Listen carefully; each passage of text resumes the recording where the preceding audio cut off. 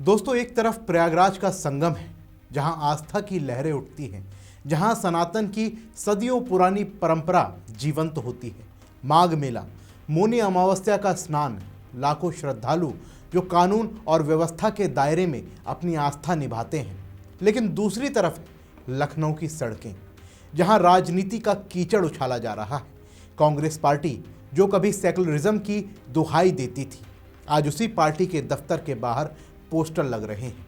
शंकराचार्य के समर्थन में ब्राह्मण बटुकों की चोटी खींचे जाने वाली तस्वीरें, रामचरितमानस की चौपाइयाँ। वाह, क्या परिवर्तन है। चुनाव नज़दीक आते ही कांग्रेस को हिंदू आस्था याद आ गई, या ये सिर्फ वोट बैंक की भूख है?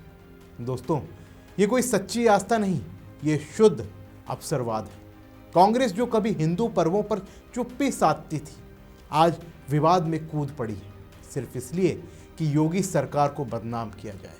सवाल यह है कि क्या कांग्रेस अब हिंदुत्व का ठेकेदार बन गई है, या ये बस सत्ता की भूख में एक और सस्ता नाटक है? आइए इस पूरे प्रकरण को करीब से देखते हैं। नमस्कार, मेरा नाम है शुभम गुप्ता और आप देखना शुरू कर चुके हैं वीके न्यूज़। दोस्तों, प्रयागराज के माघ मेले में स्वामी अभिमुक्तेश्वरानंद सरस्वती का विवाद किसी से छिपा नहीं है। मौनी अमावस्या पर उनकी शोभा यात्रा रोकी गई। वजह साफ थी कि परमिशन नहीं मिली। मेले में लाखों लोग आते हैं जिनकी सुरक्षा सबसे ऊपर होती है। प्रशासन ने उन्हें ये समझाया कि पैदल स्नान कर लीजिए, लेकिन वो नहीं माने। बैरिकेड्स तोड़े गए, झड़प हुई, स्वामी धरने पर बैठ गए। अब इस पर सियासत तेज हो गई है। पहले समाजवादी पार्टी ने लखनऊ में अपने दफ्तर के बाहर पोस्टर लगाए, अब कांग्रेस भी पीछे नहीं है। लखनऊ में पार्टी दफ्तर के बाहर कांग्रेस ने होर्डिंग्स लगा दी। भारतीय युवा कांग्रेस के प्रदेश उपाध्यक्ष और अयोध्या विधानसभा से जुड़े नेता शरद शुक्ला ने ये पोस्टर लगवाए हैं। पोस्टर में एक तरफ स्वामी की तस्वीर है, दूसरी तरफ कथित मारपीट की तस्वीरें, बटुकों की शिखा खींचे जाने की तस्वीरें, हाथ जोड़े बटुक और रामचरितमानस की चौपाइयाँ।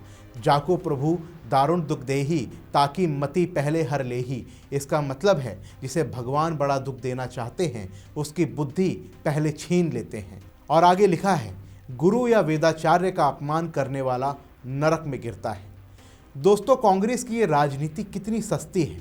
एक समय था जब कांग्रेस हिंदू पर्वों, संतों, परंपराओं पर चुप रहती थी। सेकुलरिज्म के नाम पर राम मंदिर पर ताला लगवाया, शाहबानो केस में मुस्लिम तुष्टीकरण किया। लेकिन आज चुनाव नज़दीक देखकर हिंदू कार्ड खेल रही है, पोस्टर लगवा रही है, रामचरितमानस की चौपाइयाँ छाप रही है। क्यों? क्योंकि उत्तर प्रदेश में 2027 का चुनाव है। हिंदू वोट बैंक लुभाना है, लेकिन ये ढोंग कितना खोखला है। कांग्रेस को स्वामी की आस्था से क्या मतलब? ये तो सिर्फ योगी सरकार को बदनाम करने का बहाना है। ये कांग्रेसी विवाद में कूदकर वोट की फसल काटना चाहते हैं। दोस्तों, स्वामी अभिमुक्तेश्वरानंद का विवाद खुद विवादास्पद है। सुप्रीम कोर्ट में शंकराचार्य पद पर रोक है, फिर भी खुद को शंकराचार्य कहते हैं। मेले में परमिशन नहीं ली, नियम तोड़े। प्रशासन ने सबको समझाया, संतों को, श्रद्धालुओं को। 90% संत योगी सरकार का समर्थन कर रहे हैं, लेकिन कांग्रेस और सपा वो विवाद को हवा दे रहे हैं, पोस्टर लगवा रहे हैं, अपमान का रोना रो रहे हैं। क्यों? क्योंकि योगी सरकार ने मेले को भव्य बनाया, सुरक्षा दी, कोई बड़ी दुर्घटना नहीं हुई। ये सफलता विपक्ष को खल रही है, इसलिए नेगेटिव नैरेटिव बनाओ। दोस्तों, सोचिए, कांग्रेस की ये दोहरी नीति, एक तरफ राहुल गांधी न्याय यात्रा करते हैं, दूसरी तरफ राज्य इकाइयां हिंदू भावनाओं से खेल रही हैं। ये कांग्रेस की पुरानी आदत है कि वोट के लिए कुछ भी, पहले मुस्लिम तुष्टीकरण, अब हिंदू तुष्टीकरण का ढोंग।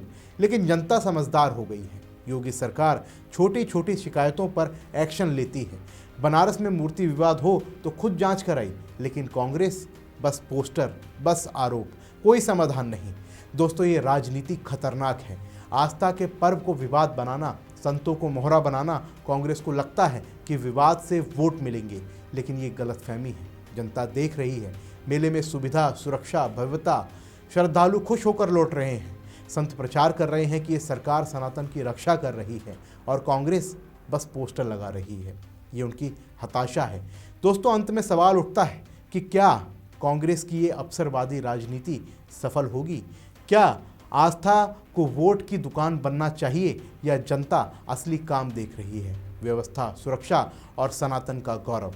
दोस्तों, कांग्रेस का ये ढोंग जल्द खत्म होगा और आप भी आवाज़ उठाइए ऐसे ढोंगियों के खिलाफ, क्योंकि सच्चाई को आवाज़ चाहिए। फिलहाल के लिए इस रिपोर्ट में बस इतना ही। मिलते हैं अगली वीडियो में, तब तक के लिए जय हिंद। वीके न्यूज, राष्ट्र के नाम।